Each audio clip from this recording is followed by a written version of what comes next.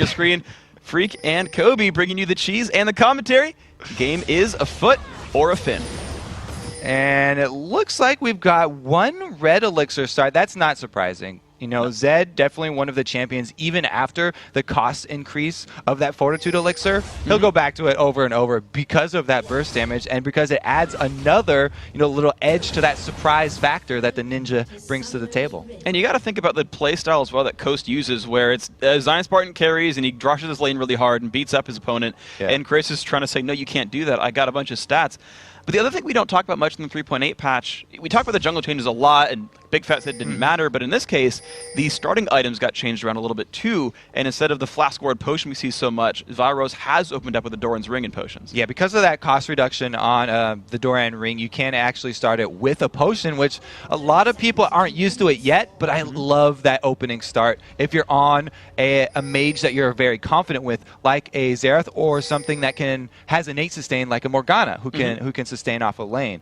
Meanwhile, we haven't talked about these invades at all here. No. Velocity are lying in wait, trying to set up this trap for a red side invade, which are the most common invades. Yeah. But Team Coast, they made their blue side successful invade, only to be seen on their exit. And I love the mind games that are done overall by these guys, because you're right, the red side invade is so terribly common, and Coast completely bypasses that, expecting things to happen to them. I mean, we saw that even in the last game with CLG, where they basically hid the Kog'Maw successfully. With Vulcan with Zuna, they hid the Kog'Maw successfully. They did not get any defensive wards down either, so this is dangerous for Coast. But Velocity aren't together. No, they're not. They were spread out right there, so the Spinning Axe lands and just pushes them right out of the jungle. Looks like Coast might just have control over their own jungle thanks to that pink ward. That's how you win level 1 fights, is you have to stay as 5 people. If there were 5 people in that bush, somebody would have died. Yeah, Death Sentence would have been very accurate to the name. However, Valrose and Co are still around. Death Sentence misses, and it's going to be them trying to take control. Nintendo just keeps having it aggro back and forth, wants it to stay in the brush, and has to smite it away. So the early aggression does do a little bit of pain towards Nintendo. Yeah, some nice blind skill shots right there from the members of Velocity. Could have set Nintendo back a little bit, which is always great when you have a Jungle Jarvan, when you're against the Jungle Jarvan, because Jungle Jarvan gets going early and often with those ganks. And I'm curious to see what actually happens in this bottom lane as well, because we do have a 2-on-2 matchup. And maybe double bubble! Oh, that bubble just crushes his face. The Death Sentence comes across. He's going to cleanse that. Exhaust comes by as well. The barrier pops. Everyone's using summoner spells. And now Mashmi has been ignited. He's trying to win this 1v2 against Evaniscus, but Evaniscus just wants that soul, wards the brush, and takes first blood. And he's not even done right now. Daydreamin's got a bubble and run away from this one. Oh, Evaniscus claims another soul. They thought that they were the ones with the advantage because of the landed double bubble, but got a little bit overconfident there. A very nice flash from Maple Street, you have to say. He gained extra distance by going over that wall there, and he left his support to do the dirty work. And one thing that was also really good about Evaniscus is that Death Sentence pulled Mashmi away from his own spinning axe. He no longer had the Q available, really lowered his damage output. And of course, again, Evaniscus, well played on that one. We're now watching up to the top lane, and the action has started already. Zion Spartan and Chris already trading blows. So he hasn't popped his red elixir yet. There was no level 2 versus level 1 all in from either of these guys, is what that's telling me here. And he's going to keep this sort of ace in his pocket. But you can see how defensively he's playing, because even without a level advantage, Riven, very good at bullying early. Once Riven gets all 3 of her abilities, she really just jumps up in presence in lane. That's going to be a difficult one then. Right now, no potions were used, as you mentioned, none of the elixirs as well. So let's take a check at this mid lane, because we have real standard lanes. There's no turrets dying 30 seconds in, so we've got actual matchups. Shifter matching up against Valrose. Valrose is already back to buy a new Doran's Ring and a ward, whereas Shifter is just trying to shove the lane down. And you can see Shifter's, he's fine with this one ward that they have on the top side jungle. So unless he's forced out, you can see he's still full mana and full HP. Unless he gets scared, someone burns his flash, he's not going to have to go back and buy for a while. You can just see him clearing out, using the free spells as well. It's one of the advantages he has by playing slowly, is that passive just charges back up, and he doesn't have to care about mana whatsoever. So this matchup's been fine. We're going to take a look now at the junglers, because they might make some moves here. It's just Nintendo. Right now, he's just taking the Spirit, and of course, he's always been going like Spirit of the Ancient Golem. He's always been the one to build tank here for this team, and I don't expect this game to be much different here. Yeah, because they definitely don't want Zion to build tanky. That's what we talked about. They always want him building pure damage, especially when you're on that Riven. Since her shield scales with AD anyway, then you get sort of some free defensive stats right there. So Zion now pushed to his own turret and is trying to hold on against Chris. You can see that matchup is going pretty well. They're both last hitting successfully. And as we revisit the bottom lane, NK Inc. is nearby his teammates, but it might just be for the buff clears it's intended, who's actually looking for a real fight here, lurking for that top lane. And it's interesting you mentioned that NK Inc. Gank, because usually a Nasus does not have very potent early ganks, but the lane that he would go to would be the lane with a Thresh in it, because Dark Passage gives him that surprise factor that he's missing. Oh, and Chris just face checks Intended. He's going to try to wait. Oh, burns the flash from the flag toss. Good move there by Intended. Good flash by Chris, escapes.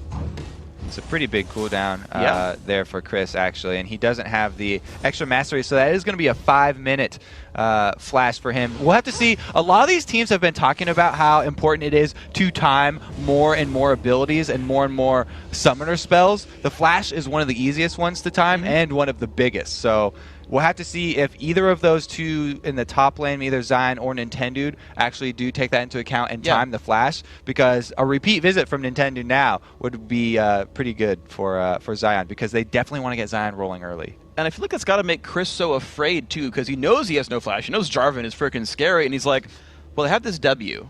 I can use my Shadow Clone to jump away and try to dodge something, but does he just never get to use that to fight Riven ever again? Is he just pressing Q and E and like saving a little bit of energy so he can always escape Jarvan? See, that's the thing. There's a trade-off now. Chris can play defensively and save his Shadow for an escape, but it means he cannot fight Riven. You cannot fight her at all, and he can't even use it to CS from afar, so it'll have to be the shurikens that he's throwing out instead. Very, very tough choice for him, and so it just goes to show how successful that gank was, even though they didn't get an actual kill.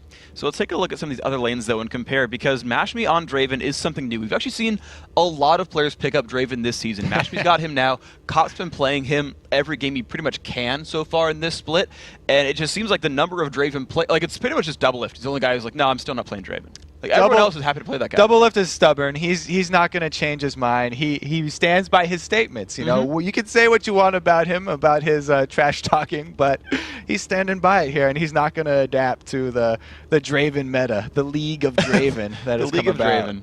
Man, and it's funny, too, because Draven is the most popular AD carry in North America this split so far. Ezreal's #2 right behind him, but everyone's been really on that Draven train right now. But what's funny to me is Coast picked up all these great early game champions, right? They got the Draven lane with a Nami to help bully people out. They've got Zion Spartan on Riven. They've got Jarvan, who's just known for his early game pressure. And despite all that, they haven't won any of their lanes. The gold is still 600 apart. You've still got a lead here for velocity. And, I mean, even the first blood on Evaniscus. Yeah, I mean, well, that first blood was actually because of how early and aggressive this Coast team was. They've picked the Nami and the Draven to go for that bubble plus Draven ridiculous damage combo. They just misplayed it, and that's the reason that they're behind. So it's all their fault. Right, guys, well, we are back into the game. Of course, Vile Rose, we're going to check him out as he clears up in mid. Intended, we talked about his early jungle pressure. He is lurking around. There are no wards spotting him out. He's going to look for it. There's the push in by Shifter. Pops the ult. Vile Rose knocked up as well. Another root coming in from Shifter. The crowd control chain, but the counter attack. Look at the damage output that Vile Rose can put down. Great job by Vile Rose, still able to answer, even though he was ganked, trading for a kill. Of course, it's less gold for your team, but it's always better to get something than nothing. Well, right now you can see the attempted gank there by Nasus. I don't think Wither does much. So, yeah, that right there is the reason I was talking about. You don't expect much early Nasus ganks, because they usually end up like that. They do end up like that. And actually, we just saw Evaniscus put the lantern behind him like, yo, I got a Nasus. Chris, you got to be afraid of Zion. Spartan pops the red elixir just in time and will survive. He made sure to use that cooldown. Or the consumable here. NK Inc.'s going to square up against Zion, but not an easy fight for him. You always want to be able to use that elixir offensively, but since he was forced to in this situation, you can see he waited till the last second to pop that and did save his life there. So Chris going to be okay. Coming back to lane, now that the red elixir is ticking, he actually will have the advantage since Zion hasn't gone back to buy yet. He's just buying right now, and he'll get a couple of Dorants to even that one out. So double Doran's Blade and Boots and a ward, so he just got all kinds of rich right there and wants to put more pressure on the lane. Compared to Chris, though, that guy bought up a Vamp Scepter and the Doran's Blade, so clearly going for Ruin King or Bloodthirster, but a lot more sustain for Chris should have a much better time in this fight. Yeah, the Rune King and Bloodthirster are pretty much the only routes for Zed. Yeah. Everybody likes to go full offense, and it's really the trade-off between the dueling potential and the active damage there that you can double up with your Deathmark versus the pure auto attacks. Here we go. They're going to tower dive this one. They're just looking for it. The ult comes by from Chris. Zion Spartan, it's on him to survive. Deathmark's going to pop right there, but still above half health. NK Inc. has like no HP running away from the turret, but of course Zion does not have a way to chase, so they'll get out, but it's a very unsuccessful gank. Zion really wanted to get back in there and just touch NK Inc., but he couldn't do it because of the red elixir here from Chris. He's going to be able to keep his distance. So, well played by Zion. We can see Shifter, he's, Nintendo is a player who just tends to give away farm and give away the map to his teammates, and Shifter is kind of reaping the rewards. You just saw him take away the Wraith camp here, and with blue buff, that guy's got some really good wave clearing, some really good farming potential. And after Shifter just got blasted by Vile Rose in that last gank, I'm a little bit surprised that he didn't pick up any more magic resistance to avoid that happening next time. Maybe he's actually planning to use his ultimate defensively next time, because Lissandra can actually use her ultimate on either an enemy or on self-cast, and she can encase herself. It's like a sort of free Zanya's within her kit. So we'll end up seeing if his reflexes are good enough to save himself during one of these barrages. So right now, he's had a rough time in those duels before. You can see a 2-to-1 kill lead here for Velocity. However, the minion kills have started to bring it back for Coast. We had a 600 gold lead during the pause. We're now at only 300. The game, again, is getting closer. Mashme and Daydream have actually caught up in minions and this bottom lane as well. However, NK Inc. is ready to counter-engage down here. It looks like we have an engage down bottom, though. This one's going to go off. And there we go. The Varus ult did come across, but the flashes have let Coast escape. Mashme's going to put his ult down. Maple Street did take a bunch of pain during that encounter, but does not go down here. NK Inc.'s going to help keep that lane pushed as they shove the minions down. That was another just a trotting Nasus gank there. Just sort of walked into lane, mosey on by. They did pop the Varus ultimate, but it wasn't enough CC there, and everybody gets out scot-free on this one. So I do have to commend Velocity, just to sort of talk about the teams that have a rough start to the split but still catch up in the end. I always like to make sure the teams are close in general, in the general trend of things. And you're seeing Velocity with, again, an early game lead against a heavily turret favored team. dive? And it's going to be, there's the dive in. A lot of ults being burned, and Zion Spartan, not going to survive this one here at all. There we go, Velocity, right? They are not afraid. They are just going for kills against a favored team. Yeah, that was a great roam, but Shifter looking to make some work of his own. And look at the crowd control chain there. NK forced to flash away, but there comes the ult in, the Cataclysm from Jarvan, and I don't think he's getting away from that one. Shifter takes the kill. For every move Velocity makes, Ghost has one back. Yeah, so that was a great roam by Vile Rose to go up and get the kill top, but Shifter didn't have to roam for his kill. The dog just walked right over there, and they're able to answer back, get one. The only problem is that was in the bottom side of the map, so that means dragon control. And there it is. It's going to be a turret traded for it, though. Ooh, Vile Rose, he's going to flash, but there's a flash W. Shifter trying to make this happen. The bubble lands. Vile, you are so incredibly dead right now. He actually stopped at the last second and was like, all right, you got me. So dangerous. That's sort of a solo queue move to sort of face check dragon area when you don't have wards in the area. Very, very dangerous, especially against a team like this, like we talked about, having so much CC with the Lissandra plus the Nami there, easily picking up Vile Rose, and now he won't have his flash either. That is not a good thing for this Velocity squad. So suddenly, the fates have been turned around a little bit, twisted, if you will. Got a 200 gold lead for Coast, but Velocity might not make that sit for very long. They've got so much pressure on this bottom lane. They got first blood in it, and you're seeing this turret fall lower and lower. Maple might even... He won't tank for it, but this is 2 shots from dead. Whenever you have a turret this low, you want it to be able to use that turret as bait. And we'll have to see if they actually send Nintendo down here, because it would be the perfect time. Maple Street and Evaniscus want to finish off that tower so badly to get that global gold. But it's very dangerous for them to overextend against a jungler like Jarvan. And of course, speaking of Jarvan, he is now coming down. You call it if he might show up to defend this and use it as bait. You're seeing Maple Street still try to wave through this. The Hail of Arrows coming by as well. He wants to get on that turret, but as you mentioned, Jarvan is lurking just in the shadows. We might have a fight in our hands. So many pings down here. Daydream and preemptively pink wards the side bush to make sure that there's no vision that will see Nintendo coming in here, and you can see great job right there on the camera. Guys with the Fog of War, so sneaky. Knock up there onto Evaniscus. He's going to flash away. The Varusol comes by, but here comes the tidal wave from Nami. Will land on the Thresh, but nothing's going to happen out of this one. They weren't far enough in the lane. It looks like Chris Spartan's not going to do a tower dive here. He just zones out Shifter! There it goes. Shifter forced to ult himself. That will make him survive against him, but a lot. Oh, he might not! Oh, last tick of Ignite. Shifter just barely survives that one. Mashme actually goes down in the bottom lane, though. Evan, Iskis, Nasus, and Co. making that one happen. That was another little bit of overcommitment down there. Bottom and Nasus happened to be in the area, showing up. NK Inc. in the right place at the right time. Absolutely is. So that's one of the big things about a jungler. Looking back actually way back when Complexity got their first one against Dignitas, was amazingly good gank sense and counter gank sense by Loud Immortus. And you're seeing that here from NK Inc. He was in the right place at the right time, turned that fight around. Bottom lane continues to go very well for Velocity. Yeah, and I also want to shout out Chris for that play. That was great. It's one of the bonuses of Zed. If you use your Shadow to harass, you always have the option of turning it back around if your mage does land a combo. Shifter wants to get the slow on of Vial. The push is going to be up, but he's going to get stunned out. Vial puts the pain across, but just not enough. Chris says, I don't have an ult, dude. You're by yourself. Yeah, and that's another kill reorder because Valro still doesn't have his flash back up from that earlier dragon area face check that cost him his life. Of course, Chris at least has come back by this point. Put it back on cooldown, used it a while ago, but the flash cooldown is definitely certainly very important for these guys. Of course, we saw the dragon go down a while ago. Another important timer for these guys. But while the blue's being taken, Velocity just says, great, mid-turret, you killed one of us. We're just going to take your buildings anyway. So the entire outer perimeter is down for Coast right now, and Nintendude in trouble. Here comes the Lantern across. NK Inc. might show up, but because he jumps over the wall, he's going to be safe here. The team's going to recover and regroup down towards the bottom side of the map. Zion Spartan, though, typical Coast fashion, leaving him in that top lane, take the farm, maybe even get a turret out of it. Well, he desperately wants to get some sort of map control back for his team. The top turret was at such high HP, though, that they haven't been able to answer. And Velocity just... all their outer turrets really looking very healthy right now. 3-0, that outer ring has been broken. The map control might just be going their way. Again, a 1,300 gold lead just 15 minutes into the game. The underdog Velocity are putting on a very good show here. They've had really close games against other top teams. They're certainly still looking good here.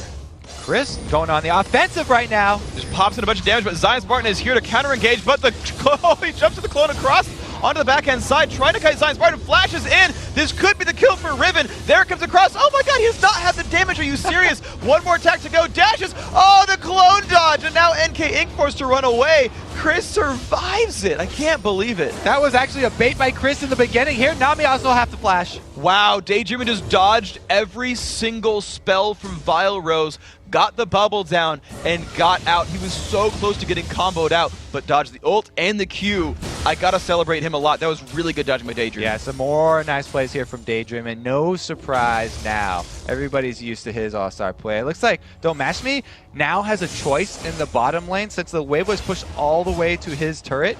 He can freeze it right now, or he could actually just try and hard push it and get some more vision for his team. Since their entire outer ring of turrets are gone, freezing it is sort of the better decision right now because the only objective that they're going to have to fight over again will be the dragon that comes up, and he'll already be in that bottom lane area.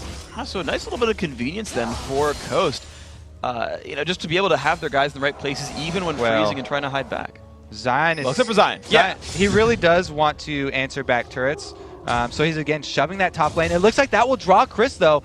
They have the dragon timer, so in the 30 seconds, we'll have to see if this is going to be a 4 versus 5 or 5 on 5. Looks like Zion wants to get back and make it a full 5-man brawl. He did recall back, so these guys definitely do not want to give up dragon here. 16 seconds to go until that spawns back up, and Daydreamin has grabbed the Oracle's Elixir as well to steal away vision. So many key items were just completed, too, on the last back here. We have Zanya's all ready for Shifter, so he won't have to use his ultimate defensively. He can lock up one of the key members of Velocity with his ulti and use the Zanyas as his defense. They pulled Shifters. That's going to be a very tough place for him. Nintendo comes into the fight as well, and there the fight has begun. Zion forced to run away. Shifter still running as well. NK Inc. just forcing everyone back. Oh, stun combo almost lands on a Mashme that Draven forced a flash to get out.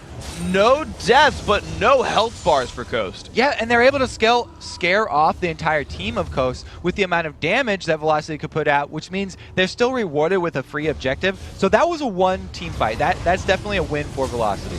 Beautiful play then. The hard engage, diving in and putting the pressure down. Evanissus, of course, landing a very important hook to start all of that as well. The dragon does go down. We now see a 2,500 gold lead. Velocity are still making great moves in this game. And that's the thing, when you do go with so many threats and you have so many people building for damage on your team, like Team Coast, you have to be very careful about any sort of poke. Because getting Zion low before the engage actually happens means that you just lost a huge chunk of your team's damage. A huge chunk of team's damage could just die any time. You saw how squishy they were when that burst came across. The Coast team still trying to get rid of these minion waves, still trying to counter-engage, although they do know that, I don't know if they know, but Maple Street is bottom. It is a 5v4 here, and the engage is going to come in. Shift is going to pop the W. He self-ults himself, and there comes the engage. Dangerman finds one kill. NK Inc. caught out as well, but Chris is on the back line. He finds one. He's looking for two. Can he get the kill onto Mashby? Mashby will go down. Chris double kill in the back line, but now he is surrounded. He will not be surviving, but the Ninja taking a 2-for-1 is good. But Coast, of course, wins a 3-for-2 overall. So because of that, we have Maple Street. That was definitely a conscious decision to have Maple Street ignore middle and push bottom. They were trying to time that with the huge wave that they have top, but Velocity weren't able to survive under the middle turret long enough. That 3-for-2 trade means Maple Street's going to back off, and both of these giant minion waves, top and bottom, will be able to be cleaned up here by Coast. And it's interesting, too, because Maple Street still had time. He knew the surviving members of Coast were still mid, and he still chose to back, even though he was at the front door of that secondary turret. Yeah, he could have stayed for one more wave up in that top side. But, you know, not too much vision, got a little antsy, decided to pull back out. It's a very interesting choice. You could see the call happening midway through, too. There was a conscious decision there to have Maple Street stay bottom. So, interesting fight, of course, here. Coast forcing that battle last time around with the Nami ultimate and the dive on in, but now the game seems to be a little bit more about Baron Nashor. Closer to 20 minutes in, the pink board has come down from Velocity. They want to make sure that isn't taken while they're unaware.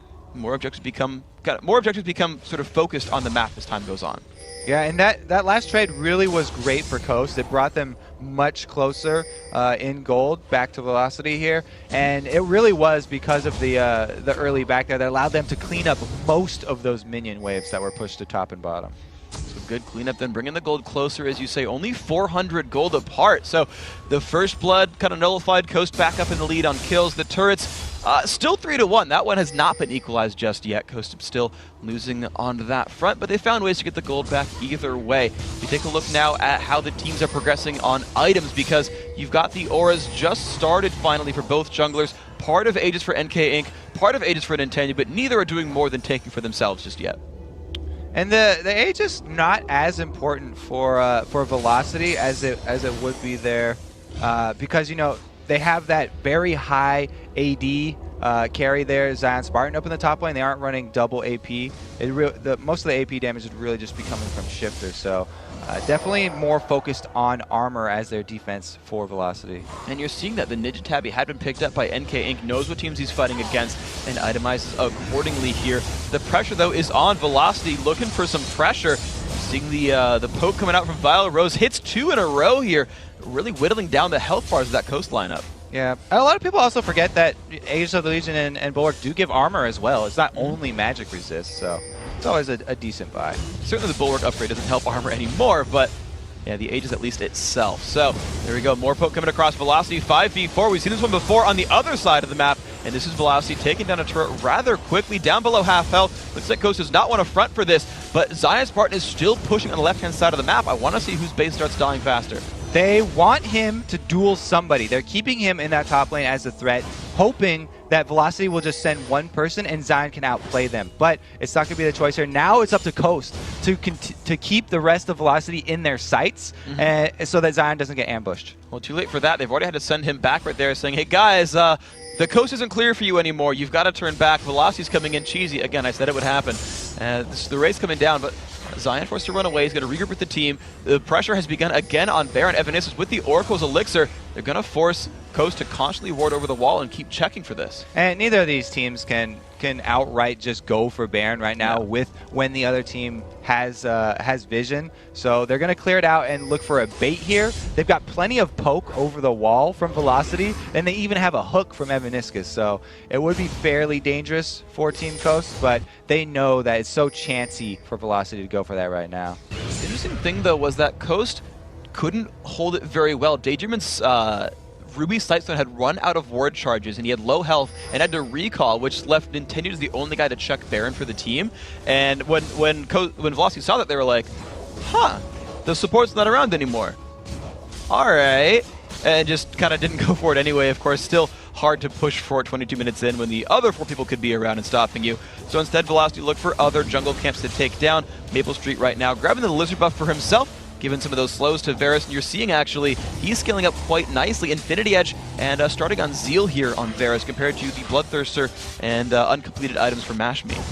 So Mash Me, you know, his damage will be reduced a lot if he's not able to catch those axes. So Draven really relies on a very strong front line to keep most of the attention focused on them. And Jarvan and Lissandra are great for that because Lissandra's got that AoE snare that she can frost over everybody in place and let Don't Mash Me continue to throw his axes and continually pick them up to put out the maximum damage that Draven's potential is. But look, again, a split pushing Zion Spartan with no teleport means it's up to these 4 members of Coast to try and stall Velocity. And I gotta hand it to Velocity. Every single time that Zion is split pushing, he's trading an outer turret for Velocity taking an inner turret. So Coast is clearly trying to make things happen with that split push, but Velocity are playing very aggressively. They're, okay, you're splitting, great, 5v4, we'll take a turret, now react to us. And it's very dangerous because they do have that Thresh, and the threat of the hooks landing are always there. Daydreaming answers with a nice bubble, though. Good counter.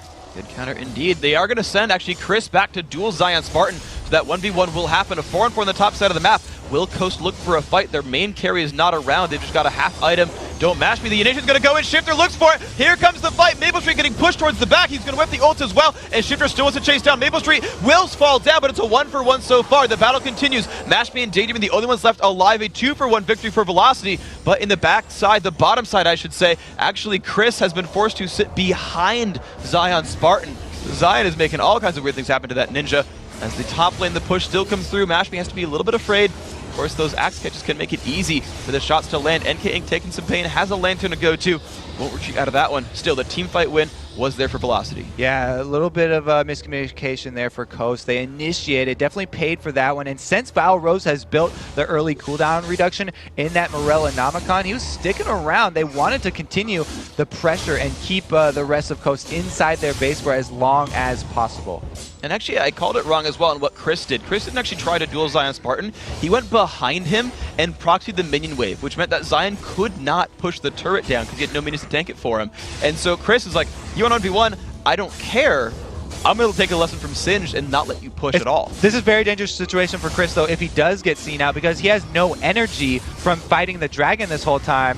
It looks like he'll get it for free, though, and it's a nice pickup there. Zion, and nobody in the entire game here for Velocity is aware that he's still down there. He was hiding around looking for someone to actually fight like Chris, and actually he might just find him now.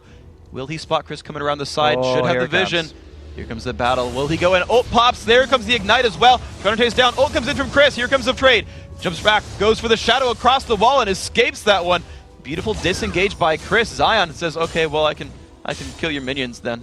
Yeah, he can definitely win the fight. Now he's got the pressure in the lane. He'll get some more damage on this turret, and it leaves Chris to have to heal before he can come answer. Wow, it's again a 4 versus 4 for the rest of the team. So we have 2 little microcosms here where Chris and Zion Spartan all alone in the bottom lane. And there we go. The 1v1 has begun. Ignite burned by Chris this time around. Puts some extra damage on a Zion Spartan, and the Riven chooses to run back. Knows he's in enemy territory, but he's still got the turret for it. So now, a while ago it was 3-0, then 3-1. Now it's 4-5.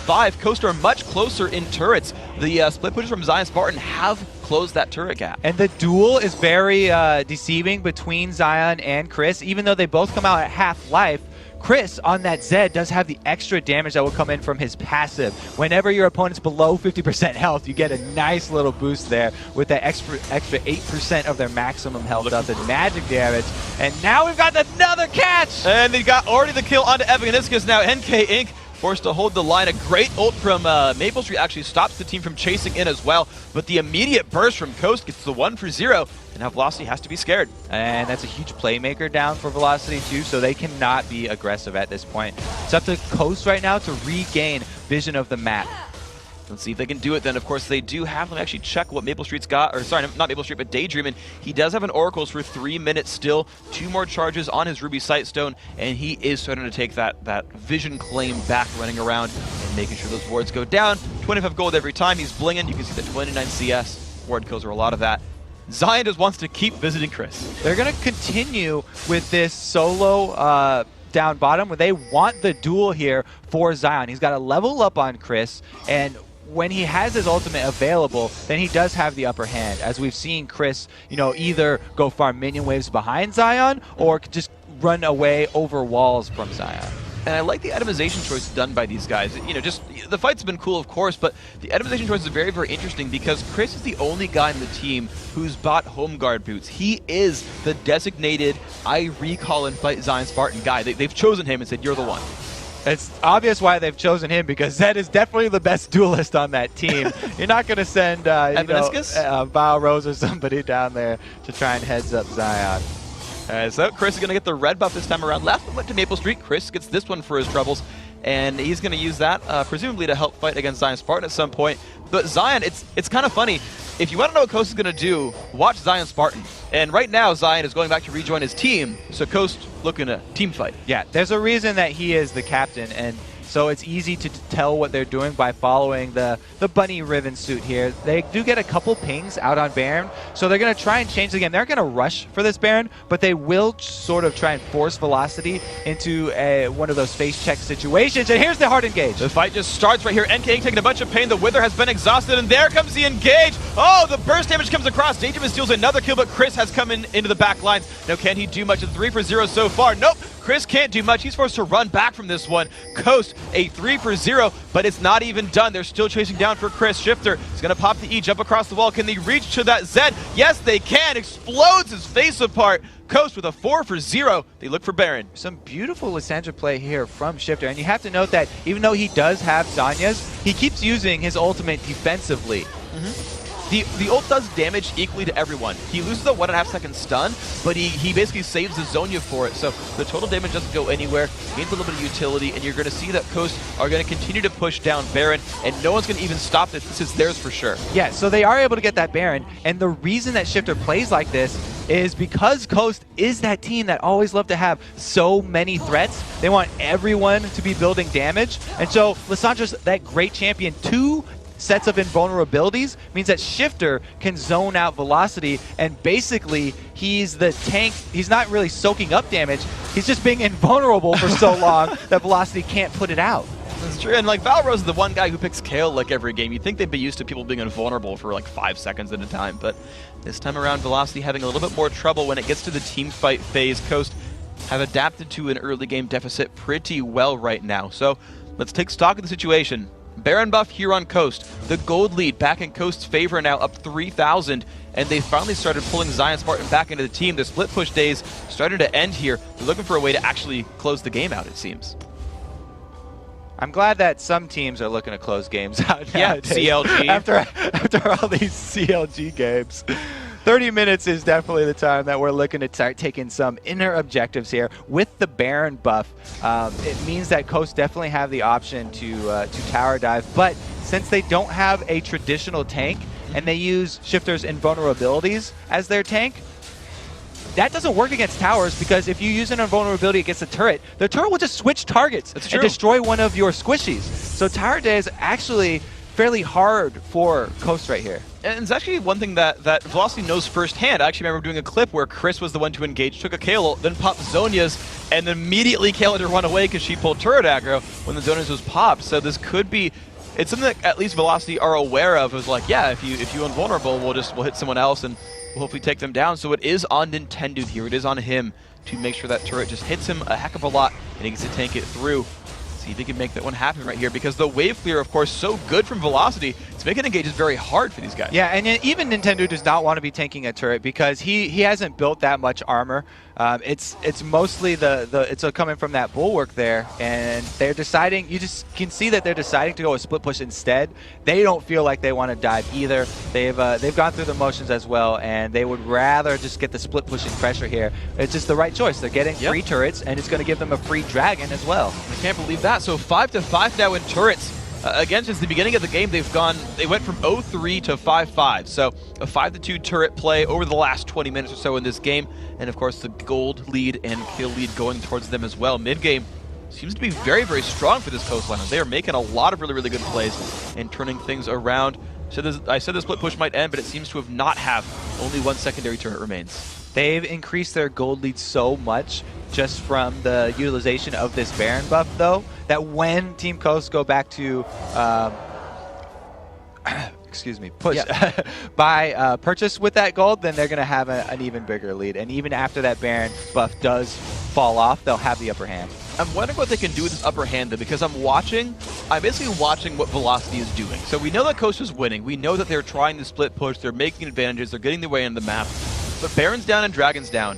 And they've got Varus and Xerath that just fully clear minion waves with their Qs combined. And the minions don't even see turrets here from the Coast lineup. They have to go around, they go actually around behind them and try to start the fights out. This might be enough for them. Yep, they're finishing getting a couple turret shots right here, and they get that middle turret down to 33%. Great work already done right there. Zion, you can see, trying to pull people away. He's got the ult on from Chris, takes a bunch of pain here, down to 1/3 health, and just kind of re-engage, trying to find a way out. And the rest of Coast are coming in. The Nami ult comes in just to try to scare off the Velocity guys and says, look, we got him away from you, surf on back home, but the GA is down for Zion Spartan. Huge win for Velocity right there. Zion was trying to pull people away, but he bit off way more than he could chew. Nobody was able to answer, and that was a free down to GA, which is very, very important on that Riven. And no turret was taken in answer for that GA kill.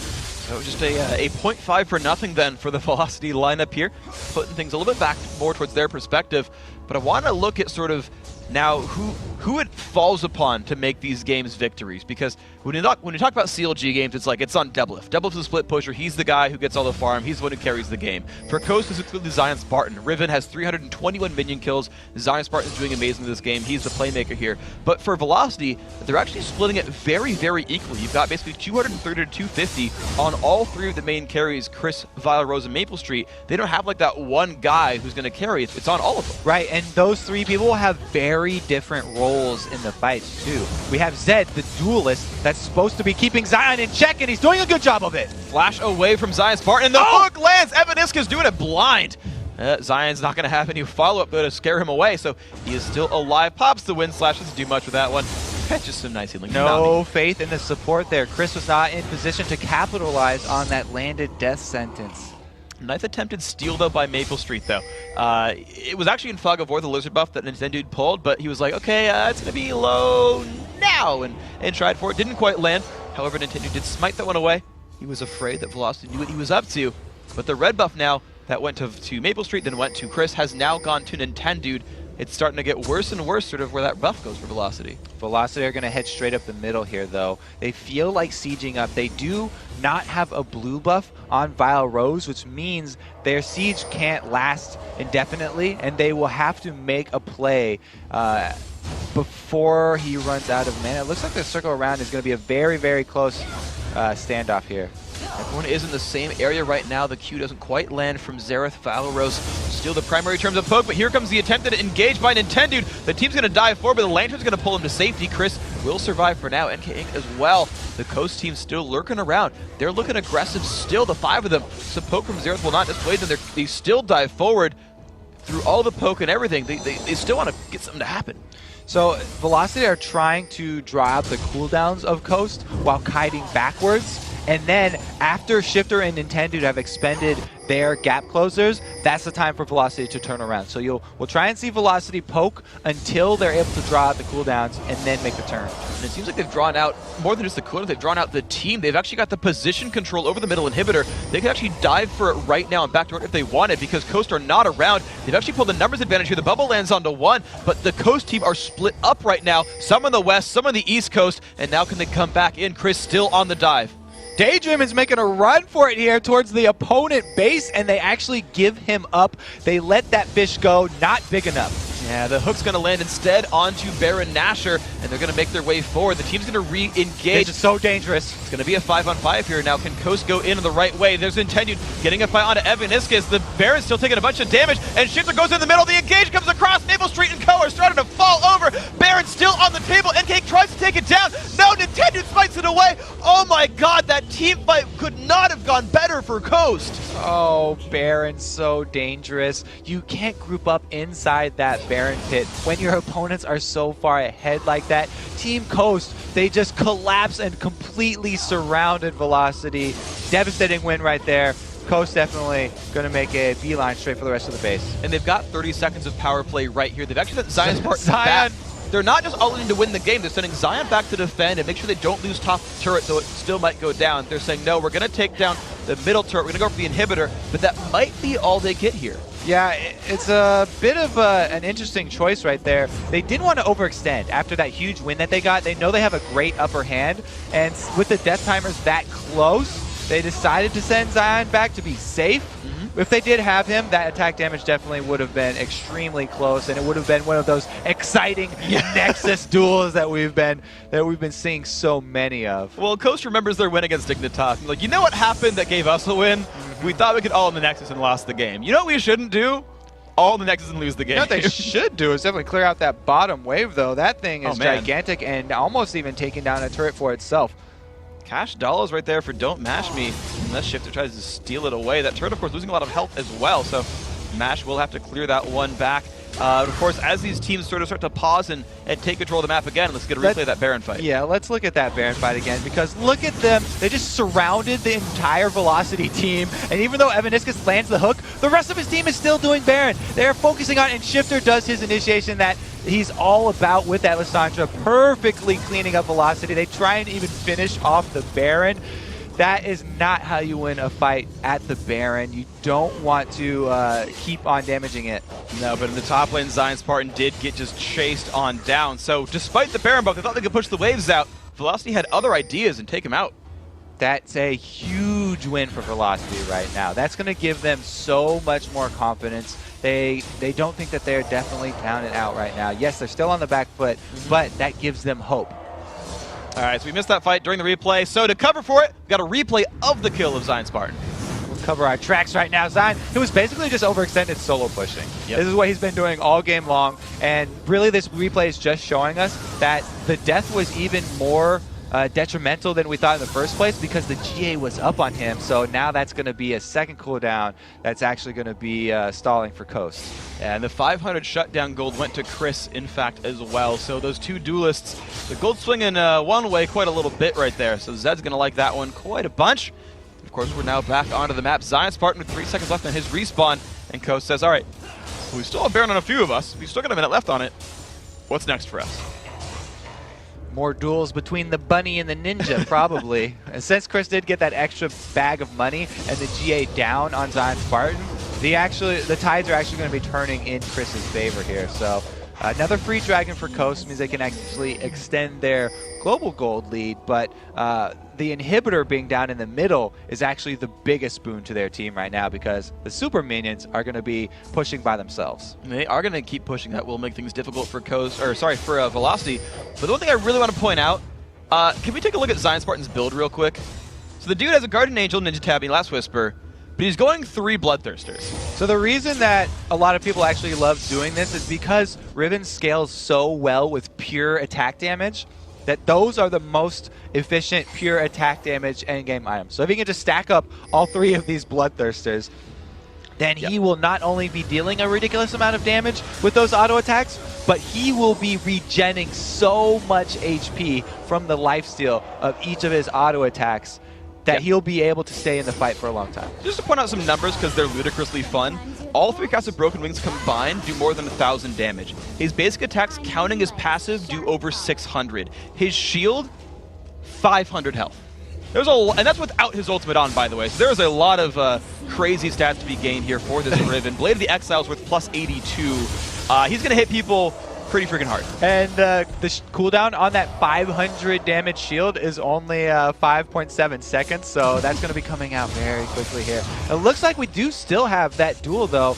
Zion and Chris are going to be in the mid lane fighting here, and there goes the ultimate. He's just diving right on in for it. Can he get the damage up what he needs? There's the ult away from Chris. The Oh, the Draven, he tags him! Oh, just barely on the way back. Draven making a show of it, but now it's a 5-on-4. Zion Spartan scaring away Vile Rose. The shield just blocks the damage, doesn't care too much, but the 5-on-4 is here for Coast. Scumbag don't match me. That was a man duel right there, 1 versus 1, and he came in to help. But there's the engage. Shifter flash ults himself. Nintendo follows up. Shifter's gonna Zonius as well. He's still not going down.